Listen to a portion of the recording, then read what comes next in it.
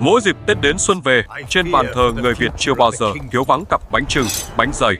Nhưng bạn có biết, đằng sau hai thước bánh giản dị ấy là cả một cuộc tranh đoạt vương quyền đầy kịch tính. Hãy cùng cổ tích Việt Nam xưa ngược dòng thời gian về thời hùng vương dựng nước, khám phá huyền thoại này qua lăng kính AI ngay sau đây. Thuở xa xưa, nước Văn Lang dưới triều đại Hùng Vương thứ 6 đang vào thời kỳ Thái Bình thịnh trị.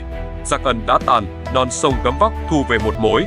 Thế nhưng, vua Hùng nay tuổi đã cao, sức đã yếu, nỗi trăn trở về người kế vị ngà vàng cứ canh cánh trong lòng.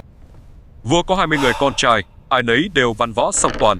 Nhưng ngai vàng chỉ có một, và người xứng đáng nhất phải là người không chỉ có tài, mà còn phải có đức, biết yêu thương dân chúng như con.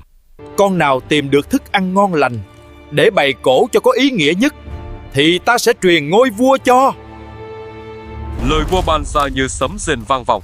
Các hoàng tử, ai nấy đều nuôi mộng đế vương, lập tức tỏa đi khắp bốn phương trời. Người thì thúc ngựa vào rừng sâu, nơi hiểm trở nhất để săn thú lạ. Kẻ lại rong buồm ra khơi xa, đương đầu với sóng dữ để mò ngọc quý. Họ không tiếc vàng bạc, công sức, lung sục khắp thế gian để tìm cho Kỳ được những món sơn hào hải vị, nem công trà phượng, mong làm đẹp lòng vua cha. Trong khi các anh em mải mê với những chuyến đi xa, thì Lang Liêu, chàng hoàng tử thứ 18, lại thẫn thờ nơi quê nhà. Chàng vốn tính hiền hậu, quanh năm chỉ biết làm bạn với ruộng đồng, với hạt lúa củ khoai. Mẹ mất sớm, tả hữu không có người chỉ vẽ, chàng nhìn ra cánh đồng bát ngát mà lòng rối bời. So với châu báu ngọc ngà của các anh, chàng biết lấy gì để dâng lên cho xứng. Các anh đi đông đi tây, mình thì chỉ quanh năm gắn bó với ruộng đồng, biết lấy gì dâng lên vua cha. Đêm ấy, vì quá mệt mỏi và lo âu, Lang Liêu chìm vào giấc ngủ bên bếp lửa tàn. Trong cơn mơ màng, một làn khói trắng tỏa ra, hào quang lấp lánh soi sáng cả căn nhà nhỏ. Này con, vật trong trời đất không có gì quý bằng gạo, vì gạo là thức ăn nuôi sống con người. Con hãy lấy gạo nếp làm bánh hình tròn và hình vuông, tượng trưng cho trời và đất. Lời thân dạy như ánh đuốc soi đường. Lang Liêu bừng tỉnh giấc, nhìn những hạt gạo trắng ngần trong thúng, chàng vỡ lẽ ra chân lý giản đơn mà vĩ đại ấy. Một niềm vui sướng trào dâng trong lòng chàng. Không chần chừ, Lang Liêu bắt tay vào làm ngay. Chàng chọn những hạt nếp cái hoa vàng tròn mẩy, thơm lừng đem vo thật sạch. Chàng lấy đỗ xanh chín vàng và thịt lợn béo ngậy làm nhân, tượng trưng cho công ơn sinh thành dưỡng dục của cha mẹ, rồi bọc kín trong lớp gạo trắng tinh. Những chiếc lá rong xanh mướt được chàng khéo léo gấp lại, vuông vức, buộc chặt bằng lạt rang mềm dẻo. Chiếc bánh hình vuông ấy, chàng đặt tên là bánh chưng để tượng trưng cho đất mẹ bao la.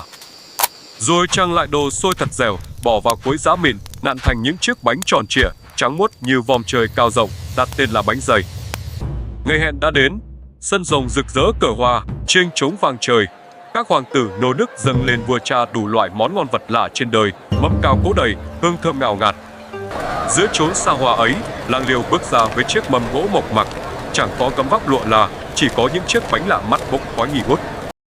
Khi biết em mình là hoàng tử Tiết Liêu chỉ có hai loại bánh lạ đơn giản đem đến để thi tài, thì chia ra mặt và ra vẻ ta đây. Vua Hùng lấy làm là hỏi con trai Tiết Liêu đem chuyện thần báo mộng kể lại về giá trị của hạt gạo, để làm thành hai loại bánh là bánh chưng để tượng trưng cho đất mẹ bao la, và bánh dày trắng muốt như vòm trời cao rộng. Vua Hùng nếm thử một miếng, vị dẻo thơm của nếp, vị bùi của đỗ, vị béo của thịt hòa quyện vào nhau, mộc mạc mà đậm đà như chính tấm lòng của người con hiếu thảo. Bánh ngon, lại có ý nghĩa thương dân yêu nước. Ta truyền ngôi cho Tiết Liêu. Kể từ đó, bánh chưng, bánh dày đã trở thành linh hồn của ngày Tết cổ truyền. Dù vật đổi xa rời, nhưng cứ mỗi độ xuân về, người Việt lại quây quần bên nồi bánh chưng xanh để nhớ về tổ tiên, nhớ về nguồn cội và nhớ về bài học đạo lý uống nước nhớ nguồn mà vua Hùng đã trao truyền lại cho muôn đời sau. Câu chuyện về lòng hiếu thảo của Lang Liêu đã khép lại, nhưng giá trị văn hóa thì vẫn còn chảy mãi. Nếu bạn thích cách tái hiện lịch sử bằng AI này, đừng tiếc một nút like và đăng ký kênh để ủng hộ chúng mình nhé. Xin chào và hẹn gặp lại!